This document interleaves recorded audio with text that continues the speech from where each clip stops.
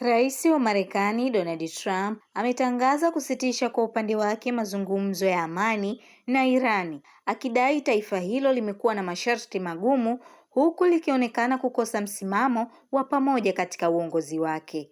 Hatua hiyo imekuja baada ya Irani kudaiwa kupuuza mazungumzo yaliyokuwa yamepangwa kufanyika Islamabad nchini Pakistani, ambapo ujumbe wa Marekani ulitarajiwa kukutana na maafisa wa Teherani. Kupitia mtandao wake wa Truth Social, Trump amesema kuwa ameghairi safari ya uwakilishi wake, akieleza kuwa muda mwingine ungepotea bila mafanikio yoyote. Alisisitiza kuwa Marekani ina nguvu kubwa katika mazungumzo hayo, huku akidai Irani haina ushawishi wowote kwa sasa. Pia aliweka wazi kuwa Irani inahitaji mazungumzo, ni jukumu lao kuwasiliana na Washington. Kauli hiyo iliyoungwa mkono na maelezo yake aliyoyatoa katika kituo cha Fox News, ambapo alisisitiza kuwa hataruhusu tena safari ndefu zisizo na matokeo, akibainisha kuwa Marekani iko tayari kwa mazungumzo, lakini kwa masharti yanayoeleweka. Awali juhudi za mazungumzo zilikuwa zikilenga kufika makubaliano ya kudumu ya amani, hasa kufuatia na mvutano mkubwa katika eneo la Strait of Hormuz, ambapo limekuwa kitovu cha mvutano wa kijeshi na kiuchumi. Marekani imeweka vikwazo na ulinzi mkali katika njia hiyo muhimu ya usafirishaji wa mafuta duniani, hatua ambayo imeongeza presha kwa Irani. Kwa mujibu wa mipango ya awali, wajumbe wa Marekani akiwemo Steve Witkoff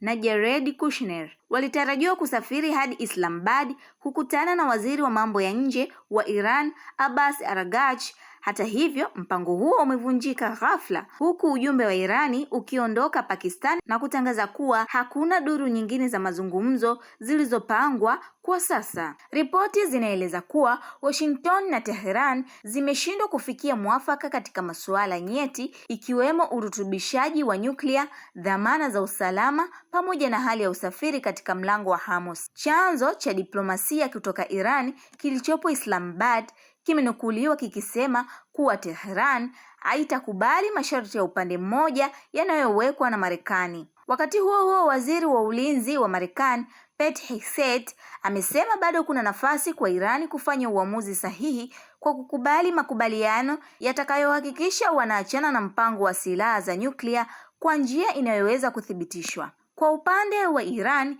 jeshi limetoa onyo kali likisema kuwa endapo Marekani itaendelea na kile wanachokiita vizuizi na uharamia katika eneo hilo, basi litajibu kwa nguvu zote za kijeshi. Waziri wa mambo ya nje Abbas naye amesisitiza kuwa msimamo wa nchi yake ni kuhakikisha vita vinamalizika kabisa na suluhisho la kudumu linapatikana bila mashinikizo ya upande mmoja. Mvutano huu unaendelea kuibua hofu ya kuongezeka kwa mgogoro mkubwa wa kikanda, huku juhudi za kidiplomasia zikionekana kukwama kwa sasa. Aisha Charles, Tifu TV.